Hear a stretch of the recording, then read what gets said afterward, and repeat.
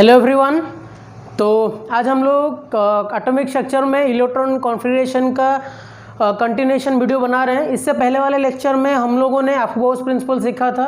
अफबाउस principal में मैंने आप लोगों को क्या बताया था, the electrons are arranged in the increasing order of their energies. तो ये डायग्राम के बारे में मैंने आप लोगों को बताया था कि पहले इलेक्ट्रॉन में क्या हो रहा है, इलेक्ट्रॉन पहले लो एनर्जी पे जाएगा, फिर धीरे धीरे क्या होगा, वो हायर एनर्जी पे फिल होगा।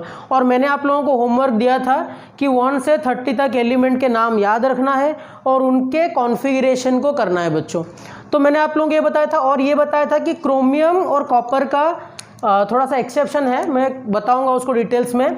तो आपका उसका प्रिंसिपल ये था और उनका कॉन्फ़िगरेशन स्टाइल ऐसा था। मैं आप लोगों को याद करवा देता हूँ, 1s 2s 2p ये ऑर्डर में मैंने आप लोगों को बताया था। अगर वो आप लेक्चर आप लोगों ने नहीं देखा तो जल्दी से जाओ उस लेक्चर का देखो, उसका नोट्स बनाओ और जल्दी से वापस आओ इस लेक्चर में, ठीक है। तो ऑफकोर्स प्रिंसिपल जब उन्होंने बताया तो बहुत सारे कॉन्फ़िगरेशन क्लियर हो गया। जैसे कि चलिए मेरे साथ साथ ही 3-4 कॉन्फ़िगरेशन करते हैं। जैसे कि मैं अभी बोलूँगा कैल्शियम का हम लोगों ने किया हुआ था, तो अभी हम लोग करते हैं, मान लो फॉस्फोरस का करते हैं, ठीक है। 3-4 आइटम का करते हैं, फॉस्फोरस का करते हैं, नाइट्रोजन का करते हैं, ऑक्सीजन का करते हैं, मैंगनीज का करते हैं और किसका करेंगे, जिंक का करते हैं, ठीक है। और 3-4 कैल्शियम, स्कैंडियम का करते हैं और आर्गन का करते हैं, ठीक है बच्चों। तो अगर आप लोगों को एटॉमिक नंबर्स याद है तो जल्दी से वीडियो को पॉज करो और जल्दी से इसका कॉन्फ़िगरेशन बना दो बच्चों। और मैंने आप लोगों को क्या बताया था, अगर याद होगा आप लोगों का, एस का मैक्सिमम कैपेसिटी 2 है, पी का मैक्सिमम कैपेसिटी 6 है, डी का मैक्सिमम कैपेसिटी कितना है 10 है, एफ का मैक्सिमम कैपेसिटी कितना है बच्चों 14 है। ये आप लोगों को मैंने बताया था। तो जल्दी से इसको ट्राई कर दो, ठीक है। जल्दी से वीडियो को पॉज करो और ट्राई करो। और मैंने आप लोगों को ये बताया था कि अगर मैं 1s लिख रहा हूँ तो 1s का सिग्निफिकेंट क्या है बच्चों, 1s का सिग्निफिकेंट यही है कि फर्स्ट ऑर्बिट का s ऑर्बिटल, फर्स्ट ऑर्बिट का s ऑर्बिटल। मैंने आप लोगों को ये भी बताया था कि ऑर्बिट के अंदर ऑर्बिटल्स होते हैं। तो बहुत सारे बच्चों ने कमेंट करके बताया कि उन लोगों ने होमवर्क कंप्लीट कर दिया है।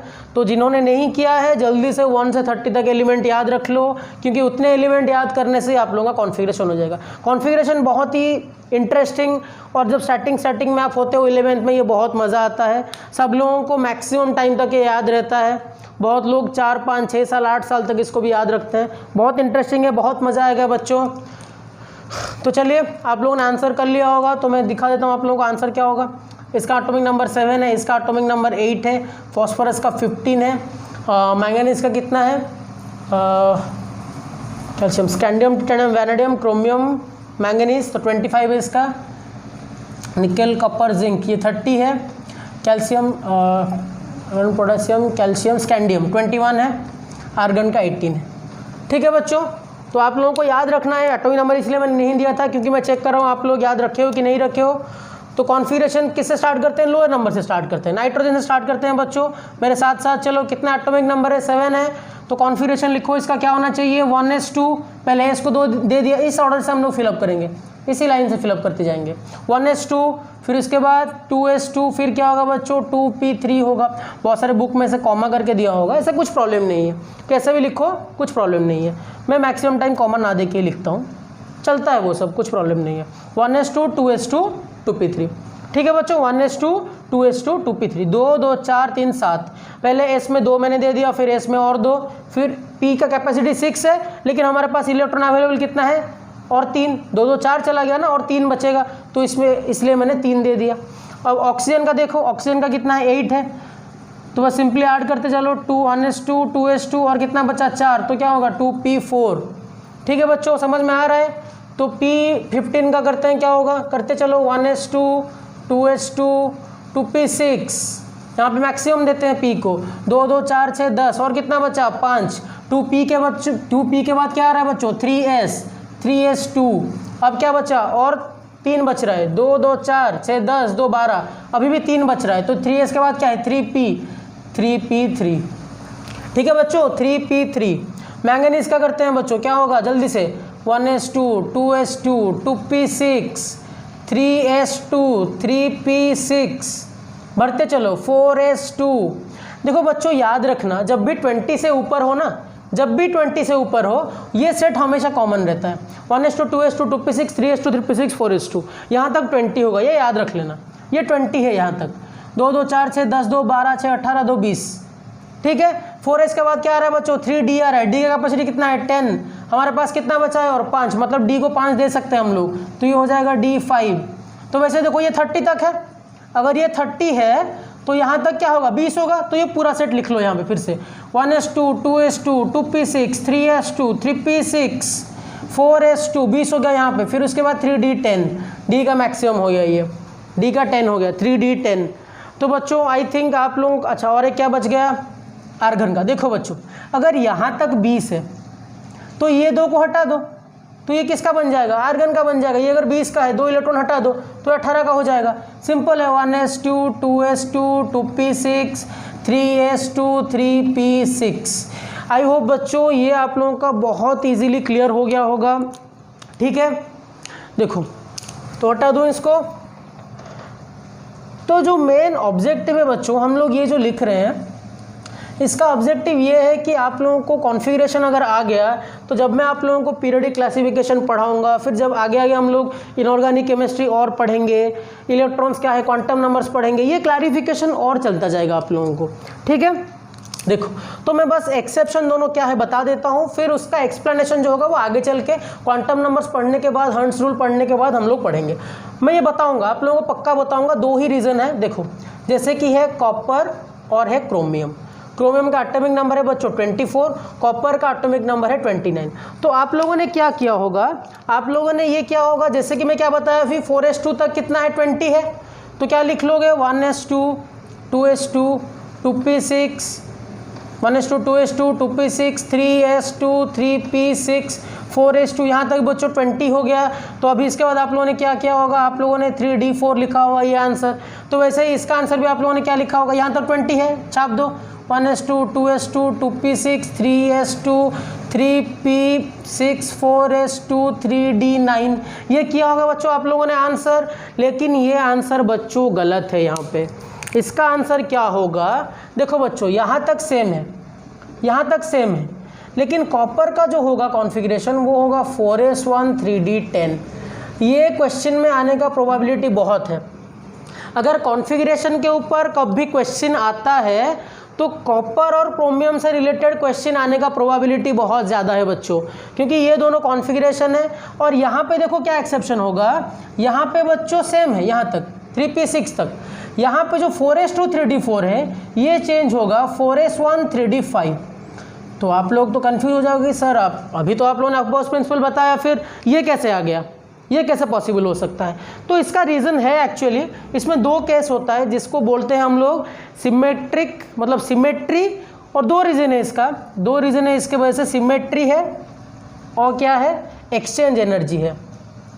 सिमेट्री क्या है और क्या है बच्चों, एक्सचेंज एनर्जी। अगर किसी के पास, आप लोगों के पास एनसीईआरटी बुक है, देखो बच्चों जेईई और नीट के लिए एनसीईआरटी इज़ अ मस्ट। आप कितना ही रेफरेंस बुक ले लो, कितना ही दूसरे बुक्स ले लो, लेकिन एनसीईआरटी जो बेसिक है ना, एनसीईआरटी आपको चाहिए ही चाहिए। तो जो एटॉमिक स्ट्रक्चर चैप्टर में एनसीईआरटी के जो थ्योरी पार्ट है उसके लास्ट में ये दोनों के बारे में बोला है, सिमेट्री और एक्सचेंज एनर्जी के बारे में। तो इसको मैं बताऊंगा आप लोगों को, क्या है ये बताऊंगा मैं आप लोगों को। तो अगर अभी आप लोग उसको पढ़ सकते हो तो पढ़ लो, जब मैं क्वांटम नंबर्स खत्म करूंगा उसके बाद ही एक एक्सेप्शन बता दूंगा। अभी याद रखो कॉपर का क्या होगा 4s1 3d10 होगा, क्रोमियम का क्या होगा 4s1 3d5 होगा, ठीक है। मैं आप लोगों को ये बताऊंगा, ये डेफिनेट सी बात है, बताऊंगा ही बताऊंगा आप लोगों को। अभी के लिए इसको स्टार मार्क रख के थोड़ा सा साइड कर लो, इसके नीचे थोड़ा स्पेस छोड़ दो अपने नोट में, जब मैं बताऊंगा उसको वहाँ पे फिल कर देना है आप लोगों को, ठीक है, ओके। तो बच्चों आई थिंक कॉन्फ़िगरेशन आप लोगों का क्लियर हो गया होगा। जब हम लोग कॉन्फ़िगरेशन लिखते हैं बच्चों, ये जो कॉन्फ़िगरेशन में लिखा अभी 1:2 2:2 2p6 3:2 3p6, तो बच्चों जब हम लोग 80 या फिर 90 एटॉमिक नंबर का लिखेंगे कॉन्फ़िगरेशन, तब क्या होगा बच्चों, क्या आप लोग 90 तक लिखोगे 1:2 2:2 2p6, मतलब ऐसे 1:2 2:2 2p6 3:2 3p6 4:2 3d10 4p6 5:2 4d10 5p, ऐसे अगर लिखते गए पूरा तो बहुत टाइम टेकिंग होगा।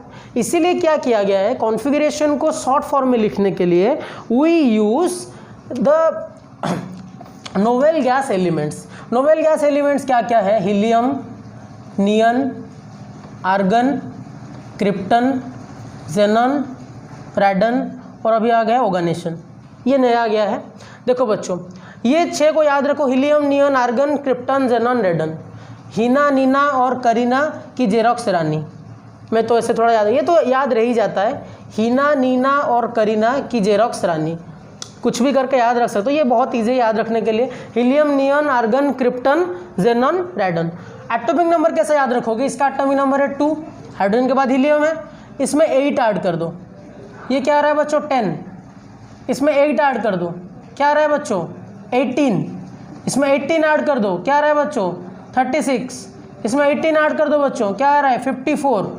इसमें 32 ऐड कर दो, क्या आ रहा है? 86। इसमें 32 ऐड कर दो बच्चों, क्या आ रहा है? 118। ये जो नंबर है ना 2, 8, 8, 18, 18, 32, 32, 1, 2, 3, 4, 5, 6, 7, ये जो 7 नंबर है ना बच्चों, ये 7 को मैजिकल नंबर्स बोलते हैं। 288 क्या है बच्चों? 288, 18, 18, 32, 32, ये जो नंबर है ना, इसको बच्चों मैजिकल नंबर्स बोलते हैं। जब मैं पीरियोडिक क्लासिफिकेशन पढ़ाऊंगा, अगर ऊपर जो ग्रुप होता है ना, ग्रुप में अगर किसी एक का एटॉमिक नंबर आपको पता है तो पूरे ग्रुप का एटॉमिक नंबर आपको पता होगा। जो ये है ना पूरा नोबेल गैस है, ये एक ही ग्रुप में आता है, ये ग्रुप 18 होता है बच्चों। पीरियोडिक क्लासिफिकेशन अगर आप लोगों ने क्लास 10th में पढ़ा होगा, अगर CBSE से होगा आप लोग तो ये तो है, ऑब्वियसली है। अगर ICSE से हो तो ऑब्वियसली ग्रुप 18 तो होगा ही। और अगर आप लोग स्टेट बोर्ड से हो तो आई थिंक पीरियोडिक क्लासिफिकेशन आप लोगों का होगा, तो पीरियोडिक क्लासिफिकेशन में ये पढ़ाया गया होगा। ये ग्रुप 18 या फिर ग्रुप 0 भी बोलते हैं इसको, helium, neon, argon, krypton, xenon, radon और ऑर्गेनाइजेशन, ये नया है अभी। तो ये जो पूरा सेट है इसको हम लोग क्या बोलते हैं? Noble gas elements. क्या बोलते हैं बच्चों? Noble gas elements. Noble gas elements बोलते हैं इन लोगों को, ठीक है। तो यहाँ पे जो 2, 8, 8, 18, 18, 32, 32 इन सबको मैजिकल नंबर्स बोलते हैं। इसको भी स्टार मार्क दे के रख लो, जब मैं पीरियोडिक क्लासिफिकेशन पढ़ाऊंगा इसके बारे में बोलूँगा। ये नंबर के साथ ऐड करते चलो, देखो क्या मिल जाएगा। 2 के साथ मैंने 8 ऐड कर दिया, 10, 8, 2, 8, 8, 18, 18 गैप में जब ऐड कर रहा हूँ नेक्स्ट एटॉमिक नंबर मिल रहा है। आप लोग चेक कर सकते हो एटॉमिक क्या बोलते हैं पीरियोडिक क्लासिफिकेशन, जो पीरियड टेबल है आपके पास, एटॉमिक नंबर चेक करो, देखो यही मिलेगा आप लोगों को, ठीक है बच्चों। तो इसको यूज़ करके हम लोग कैसे लिखते हैं, जो कॉन्फ़िगरेशन है कैसे लिखते हैं मैं आप लोगों को बताता हूँ। देखो हीलियम का जब मैं कॉन्फ़िगरेशन लिखूंगा, हीलियम का कॉन्फ़िगरेशन है बच्चों 1s2, 1s2 क्योंकि एटॉमिक नंबर 2 है। आप नियॉन का खुद लिखो, यहाँ पे क्या होगा 10 है, 1s2, 2s2, 2p6, देखो चेक करो यही होगा, 2 2 4 6 10। आर्गन का चेक करो 1s2, 2s2, 2p6, 3s2, 3p6, यही होगा बच्चों, चेक कर लो। 2 2 4 6 10, 2 12 6 18। तो वैसे ही आप चेक करते चलो, देखना ये सारे केस में। और एक बात यहाँ पे ध्यान से देखो बच्चों, ये जो नोबेल गैस एलिमेंट्स है और इनका मैं कॉन्फ़िगरेशन लिख रहा हूँ, यहाँ पे एस का कैपेसिटी कितना है बच्चों 2 है और यहाँ पे फुल है। यहाँ पे जब नियॉन का मैं लिखता हूँ 1s2, 2s2, 2p6, 2 2 4 + 6 10, तो यहाँ पे भी कॉन्फ़िगरेशन पूरा फुल है। एस का 2, एस का 2, पी का 6 पूरा फुल है। यहाँ पे देखो 2 2 4 6 10, ये तो 18 हो रहा है। एस का फुल है, एस का फुल है, पी का फुल है, एस का फुल है, पी का 6 है, पूरा सबका फुल है। जितना मैक्सिमम कैपेसिटी है ये पूरा फुल है। तो इसलिए क्या होता है, इन सब में जो कॉन्फ़िगरेशन होता है बच्चों, वो एस और पी, इसको तो नॉर्मली क्या बोलते हैं, जब आप लोग पीरियोडिक क्लासिफिकेशन पढ़ोगे, इसका एक जनरलाइज कॉन्फ़िगरेशन है जिसको बोलते हैं NS2 NP6। मतलब इस केस में, ये सब लोगों के केस में क्या होता है, जो कॉन्फ़िगरेशन है वो फुल है। तो इसीलिए क्या किया जाता है, इन लोगों को एक बेस की तरह लिया जाता है। जैसे कि मैं क्या लिख सकता हूँ, मान लो मैं कैल्शियम लिख रहा हूँ, कैल्शियम 20 का कॉन्फ़िगरेशन क्या है बच्चों, लिख लो, देखो मेरे साथ साथ लिखो 1s2, 2s2, 2p6, 3s2, 3p6, 4s2, ये लिखा जाता है। ये हो गया 18, 2 2 4 6 10, 2 12 6 18, 2 20, ये हो गया। अब मान लो ये किसका एटॉमिक नंबर, ये किसका कॉन्फ़िगरेशन है, आर्गन का कॉन्फ़िगरेशन है। यहाँ पे देखो ये जो कॉन्फ़िगरेशन है किसका कॉन्फ़िगरेशन है, आर्गन का कॉन्फ़िगरेशन है। तो इसके बदले में मैं क्या लिख सकता हूँ, आर्गन को ऐसे लिख दूँ स्क्वायर ब्रैकेट में, और यहाँ पे ऐसे 4s2, ये किसका कॉन्फ़िगरेशन हो जाएगा बच्चों, ये हो जाएगा कैल्शियम का, ये आर्गन 18 और यहाँ पे 4s2, मतलब यहाँ तक आर्गन का कॉन्फ़िगरेशन, फिर यहाँ पे 4s2, ये क्या होता है कैल्शियम का कॉन्फ़िगरेशन। इसको बोलते हैं कॉम्प्रेस्ड कॉन्फ़िगरेशन, मतलब कॉम्प्रेस करके हम लोग लिख रहे हैं। आप चाहो तो ऐसा फुल करके लिख सकते हो, अगर किसी बुक में ऐसे लिखा गया है इसका मीनिंग ये है कि आर्गन तक कॉन्फ़िगरेशन सेम है, उसके बाद का 4s2। देखो चेक करो, यहाँ तक आर्गन का है और यहाँ पे 4s2 है। I think this is clear to you, okay. और एक देखते हैं, मान लो मैं लिखता हूँ, इसको अब हटा देता हूँ, ये आई थिंक आप लोगों का भी क्लियर हो जाएगा, मैं थोड़ा सा याद दिलाने के लिए लिखा था। जैसे कि मान लो मैं लिखता हूँ फॉस्फोरस का, अभी फॉस्फोरस का हम लोगों ने किया था कॉन्फ़िगरेशन, उसको चेक करो 1s2 2s2 2p6 3s2 3p3, ये लिखा था हम लोगों ने बच्चों, ठीक है। तो 1s2 2s2 2p6 किसका है बच्चों, नियॉन का है। 1s2 2s2 2p6 किसका है, नियॉन का है। तो यहाँ पे ये क्या होगा नियॉन, यहाँ पे 10 लिख दिया मैंने, कहाँ तक, यहाँ तक। फिर क्या रहेगा यहाँ पे 3s2 3p3, ये फॉस्फोरस 15 का ऐसे लिख सकते हैं हम लोग, नियॉन 10 3s2 3p3। तो आप लोग बच्चों के सर, आप लोग पूछोगे सर ऐसे तो हम लोग फिर को पूरा एक्सपांड करके लिखना होगा, फिर उसके बाद कॉम्प्रेस करेंगे, तो ट्रिक क्या है, कैसे हम लोग डायरेक्ट लिख सकते हैं। तो देख लो कोई रैंडम एटॉमिक नंबर मैं आप लोगों को अगर देता हूँ, जैसे कि मैं अगर बोलता हूँ कोई भी एटॉमिक नंबर ले लो, इसके बीच में तो मुझे कोई एलिमेंट याद नहीं आ रहा है, आप रैंडमली पीरियोडिक टेबल से ले लेना, मैं इसके बीच में लेता हूँ कोई भी। जैसे कि मान लो मैं जिंक का लेता हूँ, जिंक का क्या है 30 है, जिंक का क्या है 30 है, ठीक है। तो आप लोग सोचो 30 से पहले कौन सा नोबेल गैस आता है, तो ये इसके बीच में रहेगा। अगर मैं 30 बोलूँगा 18 से लेकर 36 के बीच में रहेगा एटॉमिक नंबर, तो उसके पहले वाला क्या ले लो, पहले वाला कॉन्फ़िगरेशन ले लो नोबेल गैस का। तो जिंक से पहले आर्गन आएगा, तो आर्गन को लिख दो यहाँ पे। आर्गन का कितना है बच्चों 18 है, आर्गन का क्या है 18 है। अब 80 आर्गन जब 18 पे ख़त्म होता है, 18 कहाँ तक पहुँचता है, यहाँ पे पहुँचता है, ठीक है। 3s3 3p जाए यहाँ तक पहुँचता है, 3p6 तक पहुँचता है। उसके बाद क्या आता है बच्चों 4s आता है। अगर ये 18 हो गया फिर क्या आएगा 4s2, यहाँ पे आएगा 3d10। सिंपल सी बात है, बहुत सिंपल सी बात है, ठीक है ना। और देखो एक ट्रिक सिखाता हूँ, और एक ट्रिक। मान लो किसी का एटॉमिक नंबर मान लो 56 है, कौन सा एलिमेंट है मुझे याद नहीं आ रहा है, मैं x लिख देता हूँ यहाँ पे, या फिर x लिख लेता हूँ, आप इसको देख लेना पीरियोडिक टेबल से। इससे पहले वाला जो एटॉमिक नंबर है 56 से पहले वाला कौन सा है, जेनॉन है 54, तो इसको क्या लिख लेना है, अच्छा ये x और x सेम हो गया। मान लो इसको ले लेते हैं s ले लेते हैं, समीर ऐसे ले लेता हूँ मैं, सपोज एग्जाम्पल, आप क्या है लिख लेना इसको, ठीक है। मैं ऐसे ले लेता हूँ समीर 56 है, तो इसके पहले वाला एटॉमिक नंबर कौन सा नोबेल गैस एलिमेंट, जेनॉन है, तो यहाँ पे क्या लिख लो बच्चों जेनॉन 54। तो अभी आप लोग कंफ्यूज हो गए कि जेनॉन 54 के बाद मुझे क्या लिखना है। मैं आपको ट्रिक बताता हूँ। यहाँ पे क्या है बच्चों, इसको हटा देता हूँ ताकि आप लोगों को थोड़ा ट्रिक बता सकूँ। इसको आप लोगों ने नोट कर लिया होगा।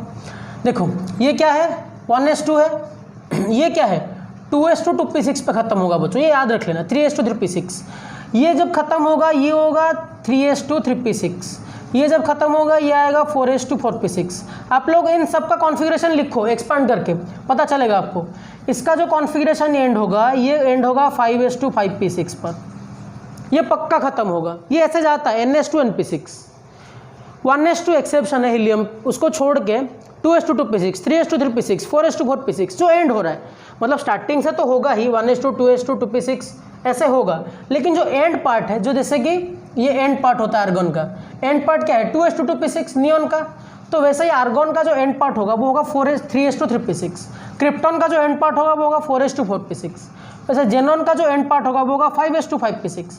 रेडन का जो एंड पार्ट होगा वो होगा 6s2 6p6। ऑर्गेनेशन का जो एंड पार्ट होगा वो होगा 7s2 7p6। ये होगा ही होगा, पक्का होगा, देख लेना आप लोग। तो जब 5s2 5p6 पे क्या होता है बच्चों, जेनॉन का ख़त्म होता है, तो यहाँ पे देखो 5s2 और 5p6 ये ऐसे फिलअप हुआ है, ठीक है 5s2 5p6। तो अभी आप लोग कन्फ्यूज हो गए कि यहाँ पे 5s आ गया, बीच में 4d आ गया, फिर 5p है, तो कैसे भी हुआ होगा बच्चों। देखो 5s और 5p किसको बिलोंग करते हैं? 5 को बिलोंग करते हैं। उसके बीच में अगर 4d फिलअप हो भी गया है तो कोई दिक्कत नहीं है, कोई दिक्कत नहीं है। ये 5p के बाद देखो क्या है, 6s है, तो यहाँ पे 6s2 लिख लो, ये पक्का होगा ही होगा। चलो एक बार चेक करके ही देख लेते हैं यहाँ तक कितना हो रहा है, मेरा भी डाउट क्लियर हो जाएगा। चलो देखते हैं, कैलकुलेट करते हैं। यहाँ तक 20, कितना यहाँ तक 20, 30, 36, 38, 48, 54, देख रहे हो बच्चों, 54, यहाँ पे 2, 56। समझ में आ रहा है? देखो अगर मैं इसको एक्सपांड करके लिखता 2, 2, 4, 6, 10, 12, 18, 20, मैक्सिमम कैपेसिटी ऐड कर रहा हूँ, 30, 36, 38, 48, 10 ऐड कर रहा हूँ, 6, 54 और 2, 56, ऐसा ही आ रहा है। 5s और 5p के बीच में अगर 4d आ भी रहा है तो कोई दिक्कत नहीं है। क्यों नहीं है? देखो ये बात एक्सप्लेन कर रहा हूँ, थोड़ा मिक्सअप हो रहा है ये सब कॉन्सेप्ट्स, तो जो जो मैं बोल रहा हूँ उसको पॉइंट करते जाओ, जो जो डाउट पॉइंट्स आ रहा है उसको साइड में लिखते जाओ, ताकि वो डाउट पॉइंट्स आप लोग मुझे पूछ सको, कमेंट सेक्शन में बता सको।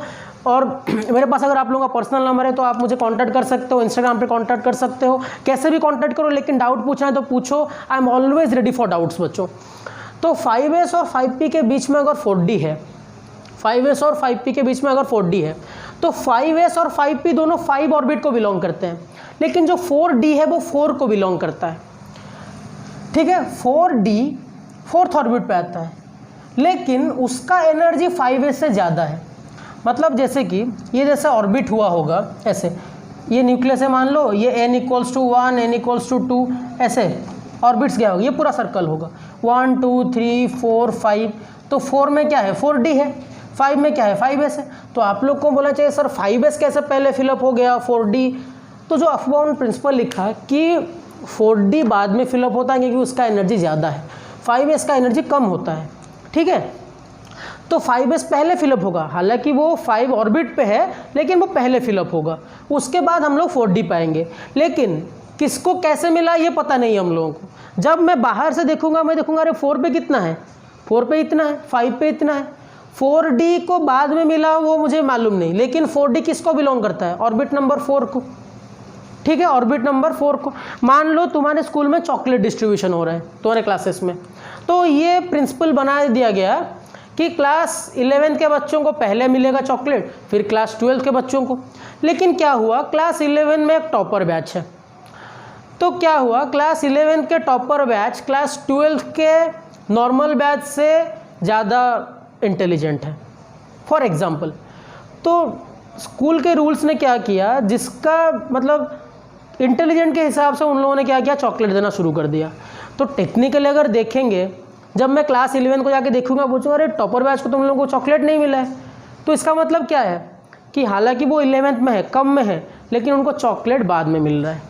समझ में आ रहा है? तो 4d तो बिलोंग करता है 4 को, लेकिन आज उनका एनर्जी ज़्यादा है तो इसलिए क्या हो रहा है, उनको बाद में मिल रहा है। ऐसा कोई डिस्क्रिमिनेशन मैं नहीं कर रहा हूँ, सारे बच्चे इंटेलिजेंट होते हैं, सब लोग इंटेलिजेंट होते हैं, ये डिपेंड करता है आप लोगों के मेहनत के ऊपर, ये सीधी सी बात है। मैंने आप लोगों मैंने बहुत सारे दोस्तों को देखा हुआ है जो मतलब 10th में और 12th में उन लोगों का परसेंटेज उतना ज़्यादा इम्प्रेसिव नहीं रहा है, लेकिन वो अभी बहुत अच्छे जगह पे सेटल्ड है और they are doing very good. और बहुत सारे दोस्तों ने ऐसे मेडिकल और NIT IIT ऐसे जगह पे भी मेरे बहुत सारे दोस्त हैं जो जिन लोगों का एकेडमिक्स उतना अच्छा नहीं था रिमार्केबल, लेकिन उन लोग बहुत इंटेलिजेंट थे। तो इंटेलिजेंट अपना मेहनत के ऊपर डिपेंड करता है, ठीक है, तो इसलिए मैं बोलता हूँ मेहनत करते रहो, दैट इज़ वेरी इंपॉर्टेंट।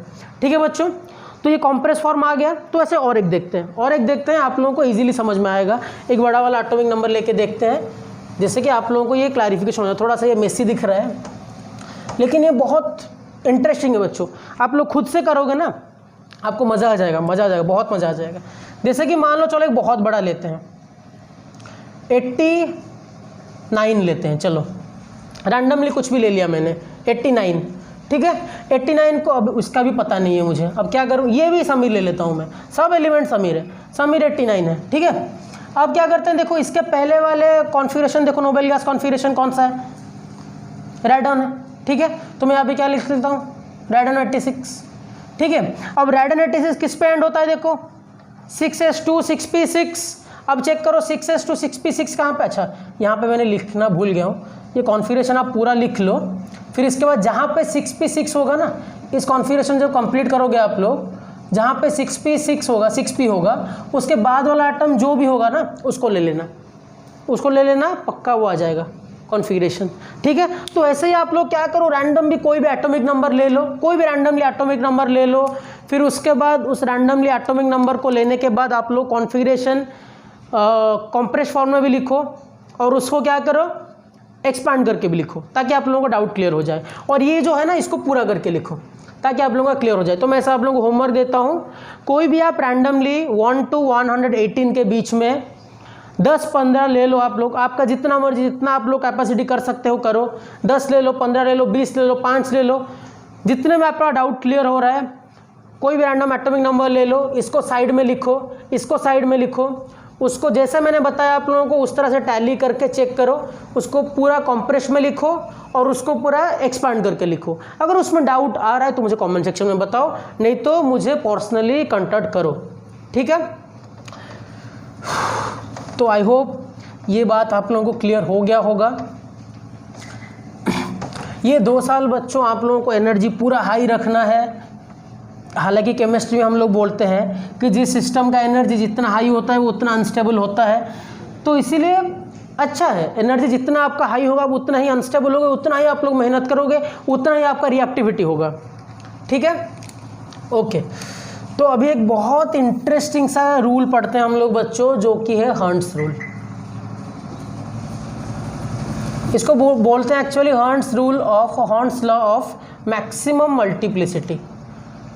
अब बोलो सर ये क्या क्या बता रहे हो, क्या क्या बता रहे हो, ये आ जाएगा बच्चों, ये नाम दिखने में खतरनाक है लेकिन इंटरेस्टिंग बहुत है। Hertz rule of maximum multiplicity, ठीक है ना। तो ये रूल एक्चुअली बताता क्या है, hertz rule of maximum multiplicity. देखो बच्चों, जब हम लोगों ने अफबॉस प्रिंसिपल देखा, ये कॉन्फ़िगरेशन के ऊपर ही बेस्ड है, ठीक है। तो उन्होंने ये बोला कि नो इलेक्ट्रॉन्स और no orbitals will get second electron if, अच्छा मैं आप लोगों को ऐसे बता देता हूँ, पहले मैं जो पूरा ओरिजिनल डेफिनेशन मैं आपको डिस्प्ले करवा दूंगा यहाँ पे, या फिर बता देता हूँ पहले, फिर डेफिनेशन ही बता देता हूँ आप लोगों को। देखो अभी एक इंटरेस्टिंग सा बात बताता हूँ जो कि मैं क्वांटम नंबर्स में एक्सप्लेन करूँगा। एस, पी, डी और एफ ये है। एस का मैक्सिमम कैपेसिटी मैंने बच्चों क्या बोला था, 2, इसका 6, इसका 10 और इसका 14, ये बताया था मैं आप लोगों को मैक्सिमम कैपेसिटी। तो बच्चों वो ये बोल रहे हैं कि no orbital will get paired, क्योंकि जो ऑर्बिटल में इलेक्ट्रॉन होते हैं ना बच्चों वो पेयर्ड होते हैं। नो ऑर्बिटल विल ऐसा बोल सकते हैं, no electron will be paired in an orbital if each and every orbital gets at least 1 electron. ऐसे लिख सकते हैं, no pairing of electron is possible if, तो ऐसे लिख सकते हैं, पेयरिंग ऑफ इलेक्ट्रॉन, इसको सिंपल करके लिखते हैं, pair of electron is possible when each orbital gets 1 electron each. क्या मीनिंग है मैंने इसको शॉर्ट फॉर्म में लिखा, डेफिनेशन को आप लोग बुक में इसका एग्जैक्ट डेफिनेशन लिख सकते हो। इसका जो मीनिंग है यही है। देखो मैं थोड़ा एक्सप्लेन कर रहा हूँ इसको, फिर धीरे धीरे समझ में आएगा आप लोगों को। थोड़ा सा ट्रिकी है लेकिन इजी है। जो एस का बच्चों कैपेसिटी 2 है, एस दिखने में एक्चुअली इस तरह का है, एस उसमें एक ही बग्गी है जो बॉक्स है उसका, इसको डीजेनरेट ऑर्बिटल बोलते हैं। पी में क्या है ऐसे बच्चों, पी कुछ इस तरह का दिखता है। ये जो होता है ना इसको डीजेनरेटेड ऑर्बिटल्स बोलते हैं। क्या बोलते हैं बच्चों, डीजेनरेटेड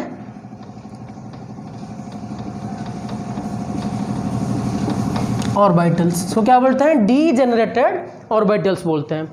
तो पी में से 3 डीजेनरेट ऑर्बिटल्स होते हैं। ये क्यों आया 3 है, मैं आपको क्वांटम नंबर्स में एक्सप्लेन करूंगा। इसको भी स्टार मार्क लिख लो। कोई बच्चा मेरे को बोला था कि सर ये एस में 1 बग्गी क्यों है, पी में 3 बग्गी क्यों है, डी में से 5 बग्गी क्यों है। तो मैं उसको क्वांटम नंबर से ही समझाया था, मैं आप लोगों को ऐसे ही समझाऊंगा। कि ये बग्गी और डिजेंट ऑर्बिटल जो बोलते हैं ये क्यों है, 1 2 3 4 5 6 और 7। ठीक है, ये क्यों है मैं आप लोगों को बताऊंगा, ज़रूर बताऊंगा क्वांटम नंबर्स में। अभी के लिए याद रखो कि जो इलेक्ट्रॉन्स होते हैं ना बच्चों, इलेक्ट्रॉन्स को हम लोग पेयर करके रखते हैं, इस तरह से रखते हैं हम लोग 1 2, यहाँ पे 1 2 3 4 5 6। ईच ऑर्बिटल में, ईच डिजेंट ऑर्बिटल में जो मैक्सिमम इलेक्ट्रॉन हो सकता है वो 2 हो सकता है। ईच डिजेंट ऑर्बिटल में मैक्सिमम इलेक्ट्रॉन 2 हो सकता है। आज यहाँ पे 3 है तो हर एक में 2 हो सकता है, तो मैक्सिमम कैपेसिटी कितना हो गया, 6 हो गया। यहाँ पे कितना है 1 2 3 4 5, तो हर एक में 2 मैक्सिमम हो, हर एक में 2 हो सकता है। 1 2 3 4 5 6 7 8 9 10, मैक्सिमम कैपेसिटी कितना आ गया, 10 आ गया। तो वैसे इसमें 7 कमरे हैं, हर एक कमरे में 2 लोग मैक्सिमम रह सकते हैं, तो इसमें 2 इसमें 2 इसमें 2 इसमें 2, तो टोटल कितना हो गया बच्चों, 14 हो गया। ठीक है, तो ये इसका रीज़न है।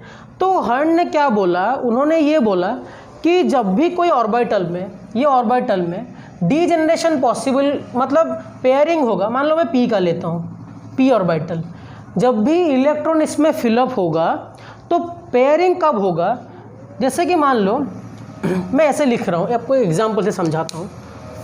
देखो मैं अगर नाइट्रोजन का लिखता हूँ बच्चों, नाइट्रोजन का कॉन्फ़िगरेशन क्या है, 1s2 2s2 2p3, तो हम लोग इसको कैसे लिखते हैं, ऐसे अगर मान लो करते हैं। अब इलेक्ट्रॉन अरेंज करेंगे, एस में एक ही बग्गी है, इसमें 2 दे दो, इसमें 2 है, 2 दे दो। पी में कितना है, 3 है, तो क्या हम लोग इलेक्ट्रॉन 2 यहाँ पे और 1 यहाँ पे दे देंगे, क्या ऐसा करना सही होगा? या फिर हर्न बोल रहे हैं इसे, देखो हर्न ने ये बोला कि यहाँ पे ऐसे पहले वाले को 2, अगर इसका कैपेसिटी 2 है, इसका कैपेसिटी 1 है, ऐसा नहीं कि इसको 2 दे दो फिर इसको 1 दे दो। उन्होंने ये नहीं बोला, उन्होंने ये बोला कि सबको पहले 1 इलेक्ट्रॉन दे दो ताकि इक्वलिटी हो जाए। तो जो 2p3 है ना बच्चों, तो ये ऐसे हो जाएगा। जब मैं ऑक्सीजन का करूँगा, ऑक्सीजन का कॉन्फ़िगरेशन क्या है, 1s2, यहाँ पे लिख लेता हूँ 1s2 2s2 2p4 है, 2p4 है। तो क्या हम लोग ऐसे कर सकते हैं, यहाँ पे 2 यहाँ पे 2 और यहाँ पे 2 यहाँ पे 2, ऐसे अगर करेंगे तो ये खाली रह रहा है। तो उन्होंने बोला ऐसा नहीं होगा, ऐसा नहीं होगा। तो जब भी देखो यहाँ पे इसका कैपेसिटी तो 2 है, तो मैंने 2 दे दिया, लेकिन जब यहाँ पे 2p4 लिख रहा हूँ मैं, तो इसका मतलब हम लोग यहाँ पे 2 यहाँ पे 2 ऐसे नहीं कर सकते हैं। उन्होंने बोला पहले सबको 1 इलेक्ट्रॉन दे दो, पहले सबको 1 इलेक्ट्रॉन दे दो। इसलिए लिखा है कि पेयरिंग इज पॉसिबल, पेयरिंग तब पॉसिबल होगा जब हर एक के पास 1 इलेक्ट्रॉन होगा, डिजेंट ऑर्बिटल के पास। मतलब यहाँ पे जब इसके, देखो अगर मैं इसको ऐसे कर देता हूँ तो सबके पास 1 और इलेक्ट्रॉन नहीं है। ये जो p में डिजेंट ऑर्बिटल में सबके पास 1 इलेक्ट्रॉन है क्या, नहीं है, मतलब यहाँ पे तो इलेक्ट्रॉन है ही नहीं, तो पेयरिंग कैसे पॉसिबल होगा। तो उन्होंने ये बोला कि सबको पहले जितना इलेक्ट्रॉन अवेलेबल है हम लोगों के पास, सबको 1 इलेक्ट्रॉन दे दो, उसके बाद ही पेयरिंग पॉसिबल होगा। देखो 1 2 3 हो गया, अब कितना इलेक्ट्रॉन बचा बच्चों, 1 इलेक्ट्रॉन बचा, तो अभी पेयरिंग पॉसिबल है। तो इसका जो एक्चुअली डिस्ट्रीब्यूशन होगा वो ऐसे होगा। ऊपर में देखेंगे अगर हम लोग कॉन्फ़िगरेशन कितना है, 1s2 2s2 2p4, 2p4 को अगर हम लोग डिस्क्राइब करके देखेंगे कितना है, तो डिजेनरेट ऑर्बिटल में ऐसे है। ठीक है बच्चों, ये थोड़ा सा कंफ्यूजिंग है लेकिन आपको समझ में आ जाएगा। जैसे कि मैं कार्बन का करके बताता हूँ। देखो कार्बन का कॉन्फ़िगरेशन क्या है, 1s2 2s2 2p2 है। तो कैसे करेंगे, 1s2 2s2, p में तो 3 होता है, ऐसे बताया अभी मैं, s में 2 दे दिया मैंने, यहाँ पे भी 2, एक ही है तो 2 दे दो, कोई प्रॉब्लम नहीं है। लेकिन यहाँ पे बच्चों देखो p में 3 बग्गियाँ हैं, मतलब 3 डिजेनरेटेड ऑर्बिटल्स हैं, लेकिन हमारे पास इलेक्ट्रॉन कितना है, 2 है। तो क्या हम लोग इसको ऐसे कर सकते हैं, नहीं। हर्न ने बोला कि पेयरिंग तो होगा ही नहीं जब तक सबको 1 नहीं मिलता। तो हमने क्या किया, हमने बिलीव किया हर्न्स को कि नहीं चलो इक्वली डिस्ट्रीब्यूट करते हैं। तो पहले उन्होंने 1 इलेक्ट्रॉन यहाँ पे दे दिया, फिर 1 इलेक्ट्रॉन यहाँ पे दे दिया। लेकिन अभी हम लोगों ने देखा हम लोगों के पास इलेक्ट्रॉन और बचा ही नहीं, इलेक्ट्रॉन ख़त्म हो गया। तो अभी भी देखो ये क्या है, इसके पास इलेक्ट्रॉन नहीं है, लेकिन सिस्टम के पास भी तो इलेक्ट्रॉन नहीं है ना, भले ही एक रूम खाली हो। तो उन्होंने क्या किया, बस इसको 1 इलेक्ट्रॉन, इसको 1 इलेक्ट्रॉन दे दिया। लेकिन जब नाइट्रोजन के पास आ गए, यहाँ पे 3 इलेक्ट्रॉन पॉसिबल है दे पाना, डिस्ट्रीब्यूट करना, तो उन्होंने हर एक डिजेनरेट ऑर्बिटल में 1 इलेक्ट्रॉन दे दिया। जब ऑक्सीजन पाए हम लोग, हमारे पास 4 इलेक्ट्रॉन है, तो सबको पहले 1 दे दिया, फिर किसी को 1 और दे दिया। समझ में आ रहा है बच्चों। ऑक्सीजन के बाद देखते हैं अभी फ्लोरीन का। फ्लोरीन का क्या हो रहा है, फ्लोरीन का सीन क्या है, 1s2 2s2 2p5, तो ये S और S तो सेम है ऐसे। जो 2p5 के केस में क्या होगा बच्चों, यहाँ पे 3 है तो पहले उन्होंने सबको एक एक दे दिया, तो उन्होंने बोला उसके बाद तब भी पेयरिंग पॉसिबल है। पेयरिंग पॉसिबल कब होगा, जब सबके पास एक एक होगा। फिर उन्होंने यहाँ पे एक दे दिया, फिर यहाँ पे एक दे दिया। तो आप लोग बोले सर यहाँ पे एक यहाँ पे क्यों नहीं दे सकते हैं, कोई प्रॉब्लम नहीं है। डी जेंडर ऑर्बिटल का खासियत ही ये है कि इन सबका एनर्जी सेम है, मतलब पी में जो ये 3 है ना, इनका एनर्जी सेम है, इसका एनर्जी अलग है। लेकिन कि जो डी जेंडर ऑर्बिटल्स हैं, डी जेंडर ऑर्बिटल में सबका एनर्जी क्या होगा बच्चों, सेम होगा। मतलब पी का ये तीनों का अगर मैं एनर्जी देखूंगा ये सेम है, लेकिन पी का ये डी जेंडर ऑर्बिटल और डी का ये डी जेंडर ऑर्बिटल दोनों एनर्जी सेम नहीं है।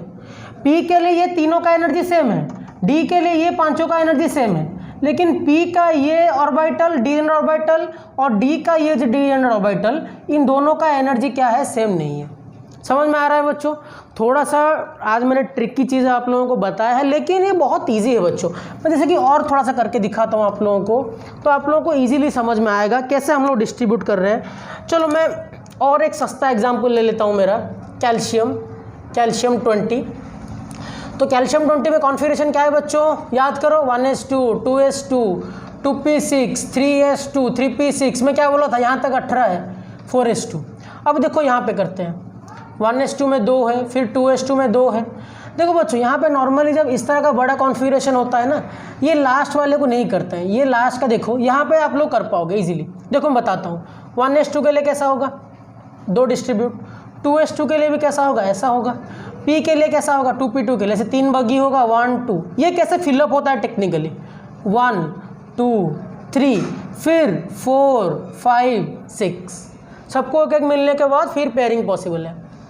3s2 फिर कैसा होगा, ऐसा होगा, 3p6 फिर कैसा हुआ होगा, 1 2 3 4 5 6, फिर 4s2 कैसा हुआ होगा, ऐसे हुआ होगा। ठीक है ना बच्चों। अब देखो और एक बात बताता हूँ, और एक एग्जाम्पल आयरन का करके देखते हैं, आयरन का नहीं, चलो मैंगनीज का करके देखते हैं, जो एग्जाम्पल हम लोगों ने लिया था। मैंगनीज का कॉन्फ़िगरेशन क्या है बच्चों, कैसे लिखेंगे हम लोग, आर्गन 18 तक क्या हो गया हम लोगों का, 18 हो गया, फिर क्या बचा 4s2, फिर आएगा 3d5, 18 2 20 5 25, ये होगा। तो कॉन्फ़िगरेशन कैसे करेंगे हम लोग, देखो आर्गन तक ये होगा, ये पूरा सेम है, पूरा फुल है, तो उसका करने का ज़रूरत नहीं है। ये लास्ट 2 का मैं करके बताता हूँ। 4s2 का कैसा होगा बच्चों, ये 2, 4s2 में 2 फिलअप हो गया। डी में कितना बगी है, कितना डी जेंडर ऑर्बिटल 5 है, 1 2 3 4 5। तो अभी क्या होगा, हम लोग ऐसे नहीं कर सकते 1 2 3 4 5, ये गलत है, ऐसे नहीं होगा। हंट रूल के हिसाब से उन्होंने ये बोला कि सबको पहले एक एक इलेक्ट्रॉन दे दो। अब देखो क्या हो रहा है, D5 कंप्लीट हो गया, D5 कंप्लीट हो गया। तो आयरन का देखो एटॉमिक कॉन्फ़िगरेशन क्या है, electronic configuration, argon 18 4s2 3d6, ये है बच्चों 3d6 है, तो 4s2 तो आज इट इज़ रहेगा। जो 3d6 होगा आयरन का, ऐसे 5 बग्गी होगा डी जेंडर ऑर्बिटल। तो हंट ने बोला कि सबको पहले एक एक इलेक्ट्रॉन दे दो, ऐसा नहीं कि इसमें दो इसमें दो इसमें दो, ऐसा नहीं है, सबको पहले एक एक इलेक्ट्रॉन दो, सब डी जेंडर ऑर्बिटल को, फिर जाके क्या करो, पेयरिंग करो। अब 5 हो गया, फिर यहाँ पे एक क्या होगा, 6 होगा। तो इसका जो हंट्स रूल के हिसाब से जो इलेक्ट्रॉन फीलिंग है, ये इस तरह का होगा। ठीक है बच्चों। तो आज मैंने आप लोगों को क्या होमवर्क दे रहा हूँ मैं आप लोगों को, आज आप क्या करो, 10 या 15 कोई भी आप अपने हिसाब से नंबर चूज़ कर लो, एटॉमिक नंबर रैंडमली चूज़ करो, उसका एक्सपैंड फॉर्म में लिखो, उसको कॉम्प्रेस्ड फॉर्म में लिखो, जैसे मैंने helium neon argon krypton xenon radon oganesson उस तरह से करके बताया था आप लोगों को, उस तरह से करो। फिर उसी कॉन्फ़िगरेशन में साइड बाय साइड ये जो लास्ट पार्ट होगा उसका ऐसे हंट्स रूल के हिसाब से क्या करो, हंट्स रूल के हिसाब से आप लोग चेक करो कि क्या वो इस तरह का कॉन्फ़िगरेशन दे रहा है। आप हंट्स रूल को समझ पाए कि नहीं समझ पाए मुझे कमेंट सेक्शन में बताना, क्योंकि नेक्स्ट क्लास में जो होगा हंट्स रूल के बारे में फिर से थोड़ा एक्सप्लेनेशन करूँगा, कोई प्रॉब्लम नहीं है। तो इसके बाद हम लोग बोर्स प्योरी रूल सीखेंगे और बहुत सारे नए नए कॉन्सेप्ट सीखने को मिलेगा। प्लस क्लास में ध्यान से सुनते रहो और घर में सेफ रहो, और बहुत डेंजरस सिचुएशन चल रहा है अभी, स्टे होम स्टे सेफ और मेरे साथ पढ़ते रहो। सो मेहनत करते रहो, पढ़ते रहो and thank you, have a nice day.